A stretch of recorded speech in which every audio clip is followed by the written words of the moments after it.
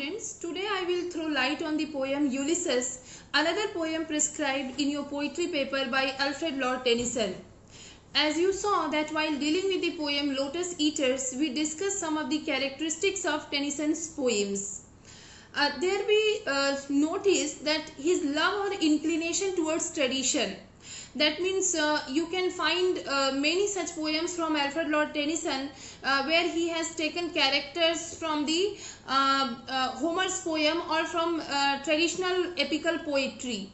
So this poem Ulysses is again a character from Homer's Odyssey, and there Ulysses is named as Odysseus. So we may say that Tennyson has given a bit different touch to the Ulysses, and at the same time there is another example available where Dante, who has written the Inferno, and the Inferno also he has taken one character Ulysses. So what do we notice that in Homer's version Odyssey, named character Odysseus is shown struggling or doing battle of the Troy, that is famous as Trojan War. But here in this particular poem of Tennyson, what do we find? That Ulysses has come back from the war, that is Battle of Troy, and now he is an aged old man, but there is a very different heroism, very different nature of this character is shown. He is an adventurous man, and an adventurous man never becomes old. Like he is having a kind of tendency for journey. This journey, like his whole ecstasy, his whole joy, his whole enthusiasm of life is in the continuous journey. So he is the character Ulysses in the Tennyson's poem, who is by heart and mind an adventurous figure. So he is yearning, he is still yearning for that journey, though he is an old age. And in a way there is a kind of narration by Ulysses that how what kind of life he has lived, and how now he has become old, and this life is very boring and creating a sense of boredom to him, and again he wishes to go to the endless journey or adventures. So in fact very different epitome of adventure Ulysses is shown here by Alfred Lord Tennyson. Besides this, before taking poetic lines, let me tell you that the poem is written in dramatic monologue, and as you know that dramatic monologue, in dramatic monologue there is always a single speaker, and audience is assumed, and through the whole narration of the mono speaker we come to know the inner thought process of that particular speaker.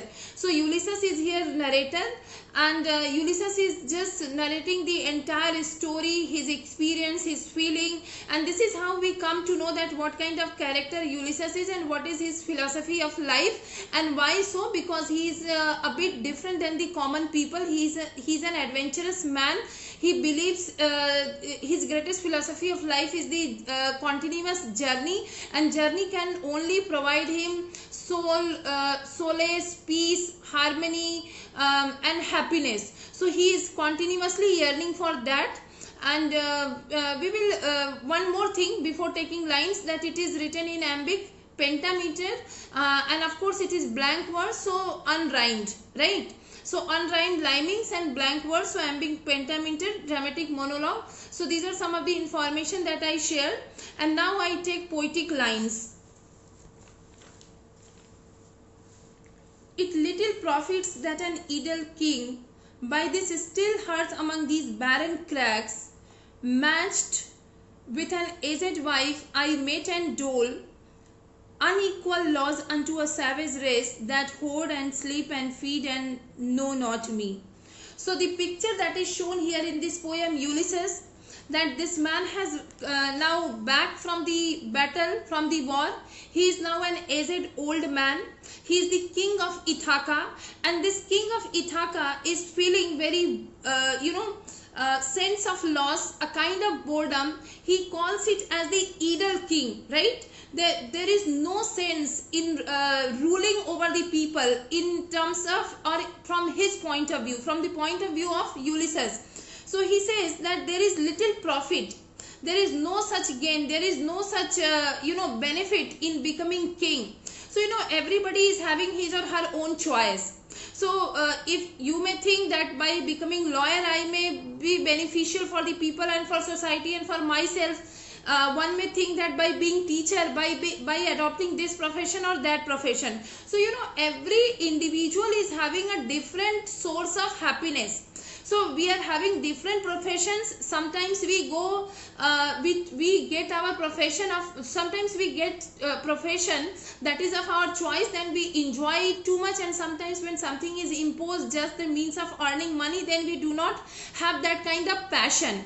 So I may say here for Ulysses that Ulysses is not a passionate king. Ulysses is a passionate adventurous man who believes in continuous journey. So he feels very boring and he feels no sense at all in becoming king of Ithaca. So he says that by this still hearth among these barren crags, mass with an aged wife. Of course, when he is old man, then his wife is also aged, but still the heart that he is containing in his body, as per his understanding, as per his philosophy, his heart is the heart of a young man.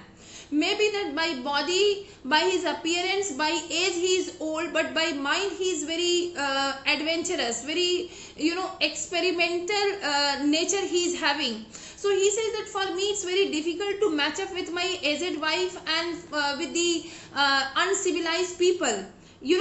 Because being king, he has to listen many problems, and he has to look after each and everyone's requirement, just as it is the case of the prime minister right now in the case of democracy, right? So you are supposed to listen the problems of all the people, and you are supposed to offer solution, and you are supposed to make policies according to that. So he finds all these things meaningless, and he says that in listening problems of these unemployed people, I am not at all interested. That herd and sleep and feed and known not to me. So all the people, he says that everybody is mad after wealth, name, fame, and they are running after this just like a mad person. But no one is thinking about me, that I am not that typical king. So everybody comes to me with his loss and gain story, and no one is ready to understand me, and I have nothing to do with this kind of lifestyle. So no one is understanding Ulysses, and Ulysses is not ready to understand others. Meaning to say that the philosophy of life of Ulysses is totally different. He is a complete wanderer, adventurous figure, adventurous man. So he gives here, he narrates here his views, his concept of life, and why he is not getting settled here in this kingdom of Ithaca. I cannot rest from travel. Simple declaration that I cannot at all take rest from travel. Generally when you become 70 years old or you just cross 60, it is supposed that it is the time to rest, or you should take retirement from your home.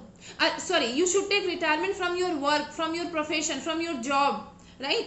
As Government of India, central government is having 65 and 62 years old retirement age.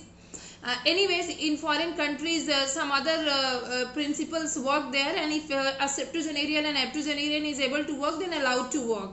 Just as Harold Bloom was working at the age of 70, even more than 70. Anyways, so he says that if people are thinking that I should take rest, then I'm not ready to take rest. I want to go on my adventurous journey. So just as for we people, for all of us, our duty, our responsibilities are important, equally for Ulysses, this journey, this travel is important. So he says that I cannot take rest. I will drink life to the lees, all times I have enjoyed.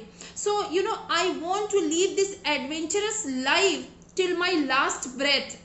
Just as a person who is having this habit of taking alcohol, opium, may enjoy, the every drop of the alcohol, same pleasure, same, happiness, ecstasy he is having in journey. So he said that I want to enjoy this juice of life that I'm deriving out of journey till my last breath.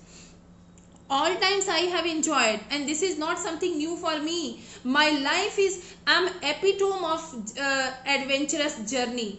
I'm best example. So this is not something new. I have enjoyed throughout my life, and now I have become old. Ulysses is now an old man. Greatly have suffered, greatly both those that loved me and alone and sure and when the scuddling drifts and the rainy heights. So he says that, do you know, sometimes good and sometimes bad I have experienced. So you know, life is not only about the sorrows, and life is not only about happiness. Life is actually a kind of a story where we find so many shades, and primarily we divide them into good and bad, or sorrows and happiness. So he says that I have experienced each and everything. Living alone, I was loved by the people and I was denied by the people. I was hated by people, you know, in course of my whole journey. So I met many people and I have so many experiences. I lived alone, I lived with people, I lived without people, and I lived on the shore of the sea. And living on the shore of the sea, that means you are ready to face the storms, you know, storms. So just as we people living in our life, we talk about the storms of our life, as the problems of our life can be taken as storms of our life. In the same way, in doing sea voyage, in doing sea journey, if you face a storm, that is what obstacle in the life. So many poets, they give this example. Life is exemplified with the sea journey, and he is here talking about literal sea journey and literal storms, right? So he talks about here these scudding drifts that rainy heights. So he says that sometimes I was pondering around the showering rain, and that one might experience during the storms only. Sometimes I was alone, you know, standing beneath the group of stars. So again, Tennyson's love for nature through this Ulysses, through the characterization of Ulysses in this poem, we find that you know, that artist in Tennyson. That artist in Tennyson means in his observation, that painting like experience comes, that how he is drawing here through his words, through Ulysses, right? The picture of the sky or the picture of the storm. So for always roaming with a hungry heart, much have I seen and known, cities of men and manners, climates, council, governments, myself not least but honored of them all. So he says that, you know, I am became a name. That means I'm epitome, I'm example. I have settled a paradigm of this adventurous journey. And how can I spend my remaining life being king of Ithaca? So, you know, for somebody this position of king can be a reward. For him it is a kind of punishment, because he is having such a kind of adventurous heart and soul. So he said that I have been named, and I always kept on roaming throughout my life, and I'm still having that hungry heart. I'm still having that hunger. So you know what I want to point out here, that passion is most important. If you don't have passion for your work, you cannot enjoy that. If you have passion of teaching, definitely you are going to enjoy. If you have passion of wandering, definitely your wandering will be your ecstasy. So passion to do this work or passion to do that work. So he says that it is my hunger, and still I'm hungry. My stomach is not filled, and I'm not going to stop till my last breath. So much I have known. So in the course of journey, I interacted with many people. I met many people, manners, climates, council, governments. So the moment culture changes, manners changes, right? The moment geographical territories are changing, climate is changing. The moment officials are changing, definitely councils are changing. So many councils, many governments, many cultures, many climates I have interacted with, and this is my source of learning. and this is at the same time source of my enjoyment. So both the thing, you know, those if you just go and have a kind of discussion or talk with those people who daily do journey, some of the examples you may find while traveling in the train, that from Varanasi people are going to Jaunpur daily for the job, and they are doing this daily up and down. If you just try to interact with these people, you will have very different experience, meeting every day new people, every day same train but the different journey experience. So he is actually trying to portray, he is actually trying to share that I have all these things and this is my you know, the daily food. I'm surviving on the basis of these activities. I have till now survived, and in future also I want to do the same thing. So he said that myself not least, but honored of them all, and drunk delight of battle with my peers, for on the ringing plains of the windy Troy. So everybody knows from the Homer, you know, this famous battle of the Troy. So in that particular Homer version, the battle of Troy in which Ulysses is there, and Ulysses is trying to he is struggling to go his home, right? So he say here in this one, what has happened, that he is returned from the battle of Troy, and now he is recalling that battle of Troy. So he shares his that time that he spent in the battle of Troy, windy Troy. So he says that if I can have you know, victory over such a kind of battle like Troy, then you may imagine what kind of person I am. So I am a part of all that I have made. So I have become all with which I made. So this is the learning of life of an adventurous man. You know, every individual is learning through his or her daily activities. But some of the learnings are remarkable, right? Some of the learnings are unique. So the learning of this man, Ulysses, is unique because he is learning in his everyday travel or in his everyday journey. So he says that I am part and parcel of all those things, all those activities in which I was present in my past time, or the people with whom I interacted. I have learned, I have taken them in my memory, in my habit, in my behavior. Yet all experiences and hours were through, glimpse that untraveled world, those margins fades forever and forever when I move. So he's talking about the untraveled world. He's talking about that, you know, the place that is still in his mind to discover. So he says that till now I have shared with you people that the places I have discovered, and now he says that I am having still that thirst, that my, you know, unquenched heart, my unfulfilled wish and desire to discover those places which I have not traveled till now. Forever and forever when I move, how dull it is to pause. So can you understand my problem?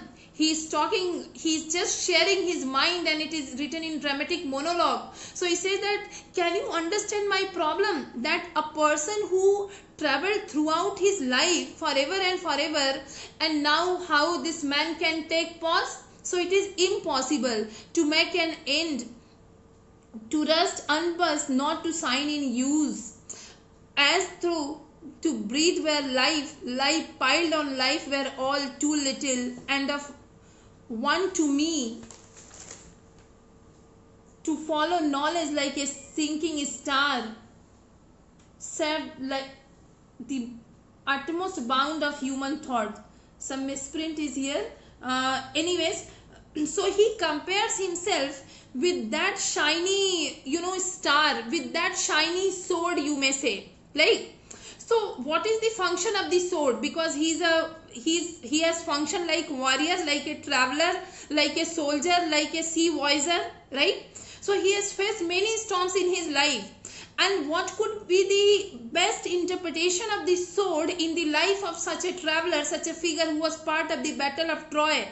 So the sword that is kept in its sheath, that sword is better, or the sword that is in use perpetually, that sword is better. So the question is, or his intention to say here, that I don't want to be unused sword. I don't want to live in the seat, in the cover. I don't want to be stopped by anyone. Rather, I want to continue. I want continuously to be part of the wars and battles. So this journey is actually like the journey of the sword. So that sword which is now useless is thrown. It is ousted. So he said that please don't consider me as that particular weapon which is now not going to be used.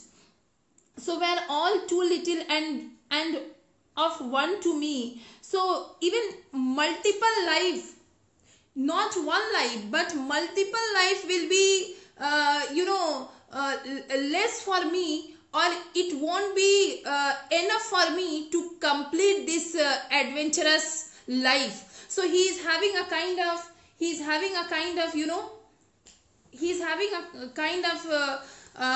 this zeal, this enthusiasm, that I will keep on rendering, I will keep on wondering, I will keep on moving throughout my life, and even this multiple life will be incomplete, it will be insufficient for my purpose.